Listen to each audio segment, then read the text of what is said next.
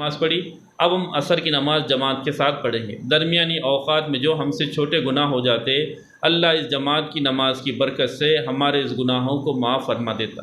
پھر عصر کی نماز ہم نے پڑھی، پھر اس کے بعد ہم مغرب کی نماز پڑھیں گے، پھر مغرب کی نماز پڑھنے کے بعد ہم جو ہے عشاء کی نماز پڑھیں گے۔ حدیث پاک کے اندر آتا، جس نے عشاء کی نماز جماعت سے پڑھی گویا اس نے آدھی رات عبادت کی، اور جس نے فجر کی نماز جماعت سے پڑھی گویا اس نے پوری رات عبادت کی۔ اور جو حدیث پاک کے اندر آتا، جو بندہ 5 وقت فرمائے، جو بندہ فجر کی نماز جماعت کے ساتھ پڑھے گا وہ اللہ کی حفاظت کے اندر آ جاتا۔ کتنی بڑی بات ہے میرے عزیز دوستوں، ذرا سوچنے کی بات ہے کہ ہم جو فرمایا 5 وقت کی نماز اور خصوصی فجر کی نماز جماعت کے ساتھ پڑھیں گے، دن بھر ہم اللہ کی حفاظت میں آ جائیں گے۔ اور جب ہم اللہ کی حفاظت میں آ جائیں گے تو بھلا پھر کون ہمارا نقصان پہنچائیں گا، پھر کون بھلا ہم کو تکلیف پہنچائیں گا، اور بھلا ہمارا کہاں سے نقصان ہو سکتا کہ جب ہم اللہ کے امان میں ہوں گے۔ اس لیے ہم جو ہے جماعت سے نماز پڑھنے کو ضروری سمجھیں۔ اور ایک خاص میرے عزیز دوستوں، کہ ہم جب بھی نماز پڑھے اس دھیان کے ساتھ نماز پڑھے کہ اللہ مجھے دیکھ رہا یا میں اللہ کو دیکھ رہا ہوں۔ دیکھو دھیان بے اختیاری چیز ہے، باہر جائیں گا، اس کو باہر لے کر جانا یہ بری بات ہے، بلکہ فرمایا جب خیال آئے تو اس خیال کو ہم جو ہے سو دل سے جدا کرے، دل سے چیزوں کو نکالے کہ اللہ مجھے دیکھ رہا یا پھر میں اللہ کو دیکھ رہا ہوں، اس خیال کے ساتھ نماز پڑھے۔ دکان کے اندر، کاروبار کے اندر، بیوی بچوں کے اندر ہمارا دھیان چلے جاتا، اور یہ دھیان کا جانا یہ بری بات ہے، اس کو لے کے چلے جانا، بلکہ اس کے اندر دھیان کو جمانا یہ اچھی بات ہے۔ اور دیکھو میرے عزیز دوستوں، ہم جب بھی کوئی فرض نماز ادا کرے ہم جو ہے سو دعا مانگیں۔ حدیث پاک کے اندر آتا، فرمایا رات کے آخری حصے میں اور ہر فرض نماز کے بعد بندے کی ایک دعا ضرور قبول ہوتی۔ ہم یقین کے ساتھ اللہ سے مانگیں گے، اللہ ضرور ہم کو عطا کرے گا۔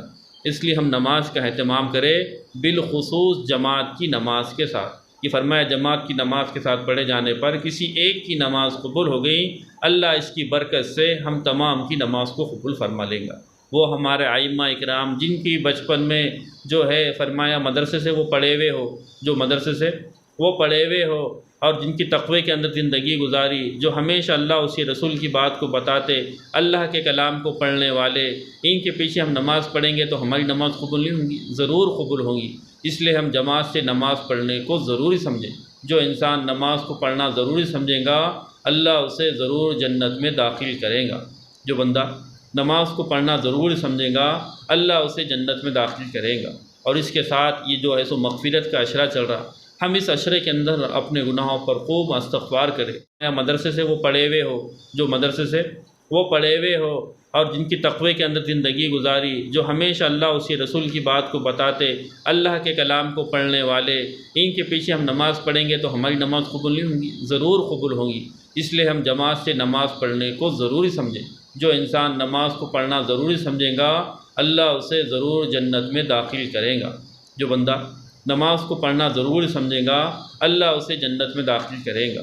اور اس کے ساتھ یہ جو ہے سو مغفرت کا عشرہ چل رہا، ہم اس عشرے کے اندر اپنے گناہوں پر خوب استغفار کریں، توبہ کریں، اور فرمایا اللہ کے کلمات کو پڑھیں۔ استغفر اللہ الذی لا الہ الا هو الحی القیوم واتوب الیہ، استغفر اللہ ربی من کل ذنب واتوب الیہ، یا پھر استغفر اللہ۔ اور اللہ سے رو کے گڑ گڑا کر ہم خوب اللہ سے مانگیں۔ اللہ جو ہے معافی مانگنے والوں کو، معافی چاہنے والوں کو اللہ بہت پسند کرتا۔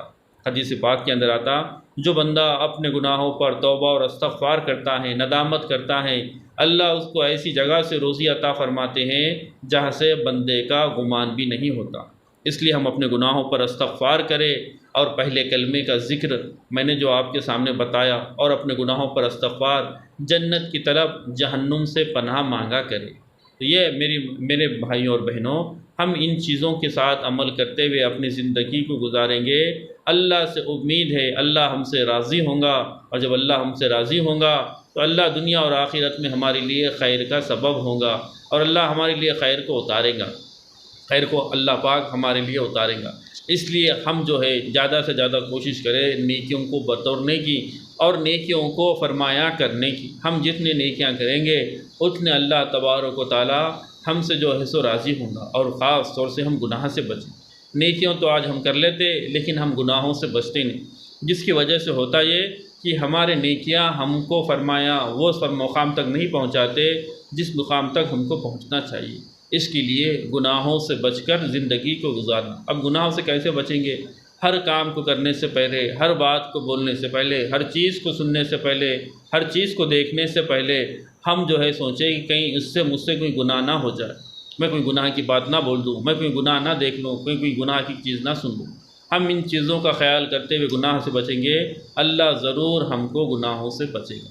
اور آخری میں میری جو ہے سو آپ تمام لوگوں سے درخواست ہے، ہمارے اس چینل کو ضرور سبسکرائب کرے، اس کے بیل آئیکن کو دبائے اور آل چینل کو اس کے اندر کے دیکھے، تاکہ ہمارے جب بھی کوئی نئے ویڈیوز آئے وہ آپ تک پہنچے۔ اس کو شیئر کرے اور کمنٹ کرے، اور میرے آپ کا جو ہے